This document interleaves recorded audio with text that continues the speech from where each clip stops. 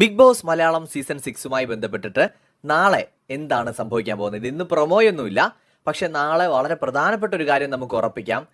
പുറത്തെ കാര്യങ്ങൾ അകത്ത് വന്ന് പറഞ്ഞ സായി തീർച്ചയായിട്ടും ലാലേട്ടൻ്റെ അടുത്ത് നിന്ന് ഒരു പക്ഷേ വലിയ വിമർശനങ്ങൾ നേരിടേണ്ടി വരും.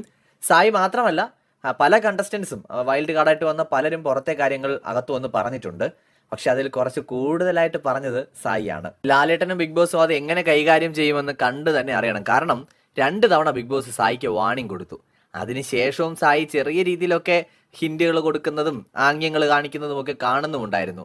അപ്പോൾ ബിഗ് ബോസ് പലപ്പോഴായിട്ട് വിളിച്ച് പറഞ്ഞ കാര്യങ്ങളിൽ സായിയും കൂടെ ഉണ്ട്. അതായത് ആംഗ്യ ഭാഷയെ സംസാരിക്കരുത് എന്നൊക്കെ പറഞ്ഞപ്പോൾ പിന്നീട് വാർണിംഗ് ഒന്നും കൊടുത്തില്ല എങ്കിലും ഈ 2 വാർണിംഗ് തന്നെ വളരെ പ്രധാനമാണ്. പ്രത്യേകിച്ച് ഒരു റിവ്യൂവറാണ് സായി, ബിഗ് ബോസിന്റെ റിവ്യൂ ചെയ്യുന്ന ഒരാൾ കൂടിയല്ലേ.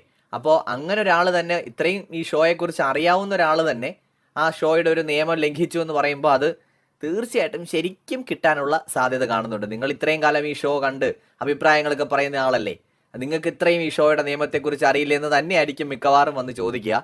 നമ്മുടെ സീക്രട്ട് ഏജന്റ് നാളെ മിക്കവാറും ഏറിപ്പോകാനുള്ള എല്ലാ സാധ്യതയും കാണുന്നുണ്ട്. മറ്റൊരു വീഡിയോയുമായി വീണ്ടും കാണാം.